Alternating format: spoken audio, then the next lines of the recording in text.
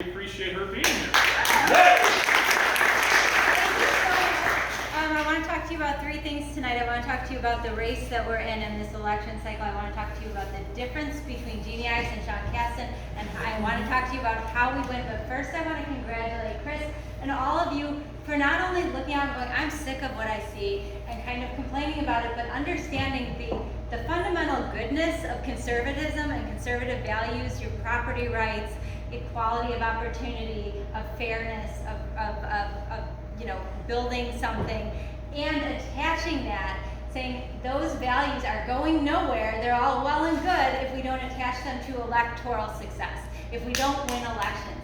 And we have to make it comfortable for people to stand up in their own communities and say, I support Jeannie Ives, I support Peter Breen, I support Babette Holder, I'm a Republican, I'm for President Trump. Can you imagine if those signs could be on the outside of the drapes? Maybe something. Maybe something. But so this election, we started out a year ago in July, and we said the contrast in this race is Jeannie Ives is for more freedom, Sean Caston is for more government. That's why he wants to regulate every aspect of your life. Jeannie Ives, if you don't know, she's a mother of five. She's a West Point graduate. She's an Army veteran. She served 6 years in the General Assembly with Peter as a state representative. She stood up consistently against both parties on unbalanced budgets, tax hikes, and stood for conservative principles at every turn. She stood for the people she represented. That's who sent her. Sean Caston wants to regulate every aspect of your life. No way. He does. He was a federally registered lobbyist. Not on my watch. Who went and lobbied Congress in 2009 during the American Recovery Act that brought us out of recession. He got an $8 million subsidy for his own business. So now he's on both sides of the table because he worked so well the first time. So he ran for Congress. He happened to hit it just right in the blue wave that Peter described. Hit it just right, went in with Terra Costa Howard in the suburbs. Now he's in Congress. He has proposed a $16 trillion energy deal that's loaded with subsidies and tax carve-outs for companies just like his. So he can do it all over again. So he's running these scams. I know his agenda is very self-serving. But at the beginning of the race, we said, Jeannie, very generally the contrast is I want more freedom in my life. I want freedom to decide where my kids go to school. I want freedom to run my business the way I want to run it. Or more government control, where government is taking your children from you and educating them as they see fit. I want government to shut down my business when it wants to. And so what has happened between the primary and today is the COVID shutdown and all that you've seen. And so we reassessed about a month ago and said, is our message still right? And it is. And the reason is, not only is it true that he's for more government and therefore, and by any means necessary, you've seen it play out now. Their worldview has been put on display in the past few months. Agreed. They're for pandemonium. They want civil unrest. It is their way, and they will take it by force. If you will agree with them, and if you don't agree with them and agree that it's good, they will make you wrong, and they will take from you by force. They will shut you down. They will shame you into wearing masks.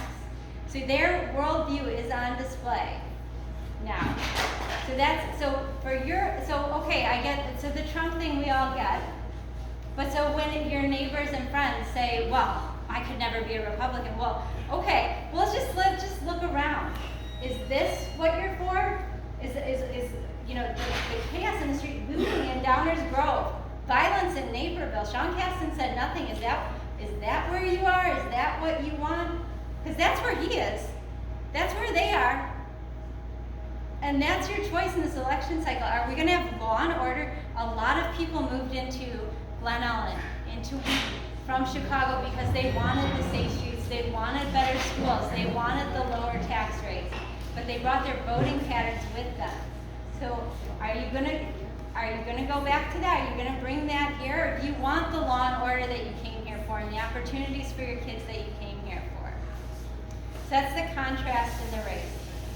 In the past, today, the Federalist had an article, Sean Caston, in a committee hearing on energy, which is his area. He's a climate scientist, and he's all about he's AOC. His voting record is more progressive than AOC, more extreme. He's a radical. I don't know how he represents Glen Ellen and Wheaton. He is a radical. He said to a guy who, up until a couple years ago, was all in for climate change. Fully, lock, stock, and barrel, scientists believed it. And then said, you know, looking at this evidence, I'm drawing a different conclusion. And he was testifying on that and on the validity of some of the climate science, like a tongue twister, climate science findings that they are now trying to push regulations and legislation on. And Sean Caston said to him, you know what, I can't even talk to you, because it wouldn't be worth my time. Also today, put out a tweet, Herman Cain died, moments after his family announced. A conservative icon, a business magnate, said, I'm truly sorry about Herman Cain's death. I'm truly sorry for his family, but I have no tolerance and no sympathy for anyone who won't wear a mask. Oh. Well, you are not truly sorry. Sean Caston, and this is, I'm guessing, pretty representative of a lot of the people in his base, not everyone, but in his base, hates people who disagree with him. He will not tolerate anyone who doesn't think like him. He doesn't have the time of day for them. Is that where you are, Glen Ellen neighbors? Nope. No.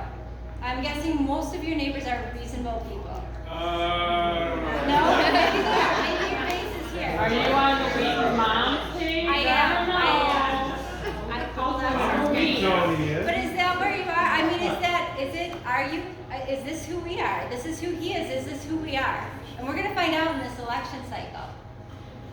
How we win is what we're doing right now. We have invested a lot of money in data for this entire region. We've divided up the 6th congressional district runs Hinsdale, Downers Grove, up through part of Naperville into Glen Ellen, Wheaton, over